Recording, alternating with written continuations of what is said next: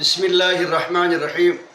محترمو مدرسینو، طلبای عزیز، د ارشاد الصرف 14 نمبر سبق دی. د فعل پارون چې کومې شپږ علامات موږ ویلې د هغه مشق و اجرا ده. ګورئ د کلمې په آخر کې ضمیر مرفوع متصل تم رالی، لکه جعلتم، نصرتم، قلتم. جعلنا، نصرنا، قلنا. جعلتما، نصرتما، قلتما. جعلتن، نصرتن، قلتن. دا رقم ضمیرونه رالو، نو دغه صيغو ته به موږ فعل وایو، ځکه چې په آخر کې ضمیر مرفوع متصل تم، تماتون، نه ضمیرونه راغلي دي. دغه رقم د کلمې په شو کې حرف جازم راځي. لم يجعل، لم تؤمن، لم يفعلوا. إن يجعل، إن تؤمن، إن يفعلوا. دا رقم دا نورم پر قیاس کې. نو لم يجعل فعل په شروع کې لم حرف جازم راغلی دی. بلو د کلمې په شروع کې حرف ناصب. ان لن کیدن، لن تنالوا، لن تراني، ان تكون. ورتنالوا فعل په شروع کې لن ناصبه.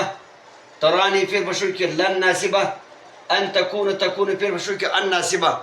لن، ان، کی، اذن چې د فعل مضارع په شروع کې راسي او هغه ته به موږ فعل وایو، په شروع کې حرف ناصب راغلی دی.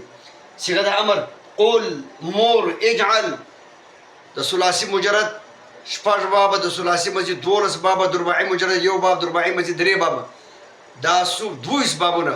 د دې 22 بابو څخه د امر صيغه اوله صيغه په اخر کې بجازمه. نو د امر صيغه پہچان به طالبان ته پر کتاب باندې ورکوي. کتاب و مختور ته اجدي چې باید د امر صيغه په دا شکل کې راغلي وي. صيغه د نهي لا تقولوا، لا ترحم، لا ناهيه ده، لا نافيه ده. لا ناهيه نون رابع عزب کوي، حرکت عزب کوي. لا نافيه په لفظو کې څه عمل نه کوي. نون تاکید سکینه. لا اکیدن، انصرنان، قولن. دا رقم صيغه دا ته په فیرو په اخر کې نون تاکید سکینه، نون تاکید خفیفه. نو بنیادی شی مشق او تمرین دی چې څومره مشق او تمرین د طالبانو سره وشي، هغه شی د طالبانو په ذهن کې راسخه کیږي، مضبوطه کیږي. دا د اسم او د فعل علامتونه وویل سلو. د دې بعد به خدای کوي ان شاء الله پر مخ باندې حرکت کوو چې اسم فعل هفته وایي 3 اقسام.